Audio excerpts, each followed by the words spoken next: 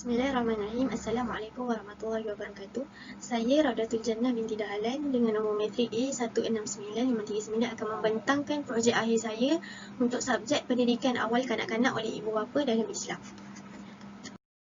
Secara umumnya, pendidikan asas Islam iaitu mengajar ilmu tentang asas solat, iaitu cara menyebut bacaan doa, cara membaca ayat-ayat Quran, melakukan praktikal solat bersama ibu bapa, mengajar huruf asas dalam bahasa Jawi, sentiasa menunjukkan contoh-contoh yang baik dalam mendidik anak-anak, seterusnya menerapkan ilmu membaca dan mengira serta menambah ilmu pengetahuan dalam bidang sains. Seterusnya, untuk pendidikan asas Islam dari umur 0 hingga 18 bulan, iaitu melalui hadis riwayat Bukhari, kullu mauludin yuladu 'alal fitrah fa abawahu yuhawidanihi aw yumajjisanihi aw yunassiranihi. Setiap anak yang dilahirkan di atas fitrah, kedua orang tuanya lah yang menjadikannya Yahudi, Majusi atau Nasrani, iaitu melalui mendengarkan ayat-ayat Al-Quran pada setiap pagi agar bayi itu lebih mengenali ayat-ayat Al-Quran, menyediakan persekitaran yang baik untuk kanak-kanak, menceritakan kisah-kisah Nabi dan sirah kepada anak-anak, menunjukkan contoh teladan yang baik. Seterusnya, untuk pendidikan asas Islam lebih 18 bulan, iaitu menyediakan persekitaran yang baik untuk kanak-kanak. Seterusnya, menceritakan kisah-kisah Nabi dan sirah kepada kanak-kanak. Selain itu adalah menunjukkan contoh teladan yang baik dan mengajar sedikit praktikal asas solat seperti rukuk dan sujud. Antara kebaikan untuk kita mengajarkan praktikal asas solat ini adalah untuk menjadikan seseorang itu menjadi lebih kuat. Berdasarkan hadis riwayat Muslim, iaitu an Abi Hurairah qala Rasulullah sallallahu alaihi wasallam, al-mu'minul qawiyyun khairu wa ahabbu ila Allah minal mu'min ad-dha'if. Mukmin yang baik lebih baik dan dicintai oleh Allah berbanding mukmin yang lemah. Seterusnya, pendidikan asas Islam untuk kanak-kanak lebih dari 3 tahun juga adalah penting, iaitu dengan memberikan mereka pendidikan ibadah yang sebenar dan lebih mantap. Seterusnya adalah menceritakan tentang keesaan Allah Subhanahu Wa Taala serta menunjukkan contoh teladan yang baik. Selain itu, mengajar mereka asas solat secara penuh dan praktikal dan melatih mereka untuk menjaga masa dan tidak lewat dalam menunaikan solat.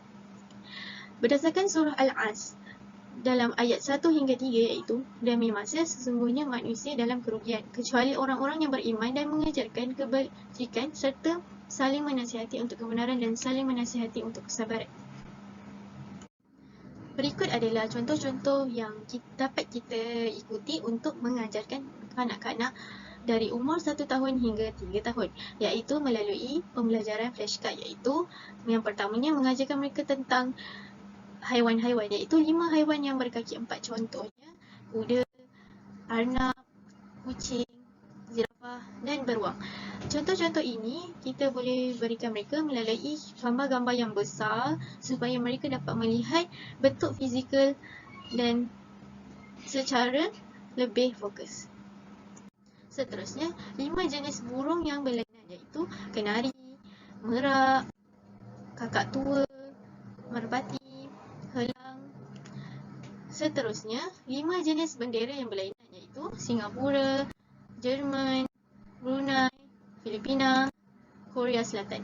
Contoh-contoh ini mampu mengajar mereka untuk mereka lebih mengenali dengan lebih awal. Di samping itu, kita juga boleh memperkenalkan mereka dengan buah-buahan, iaitu durian, apple, rambutan, tembikai dan pisang. Contoh-contoh buah ini kita boleh menunjukkan mereka dengan secara fizikal dan boleh memberikan mereka untuk merasa juga.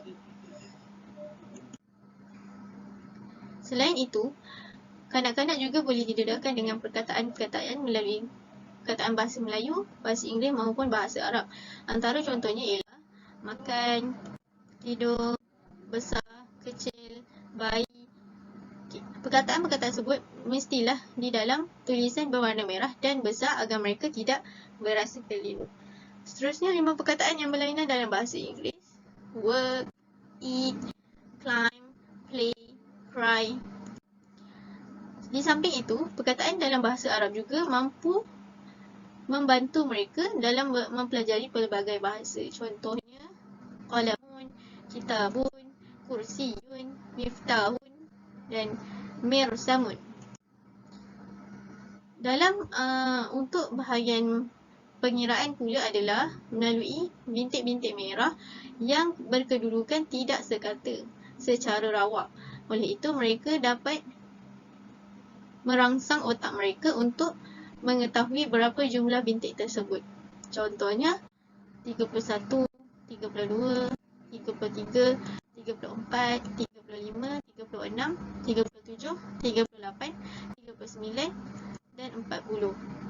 Ini semua dapat membantu mereka kerana bintik-bintik yang berada dalam keadaan rawak secara rawak dan mereka akan lebih mengenali nombor secara pantas. Sekian, terima kasih.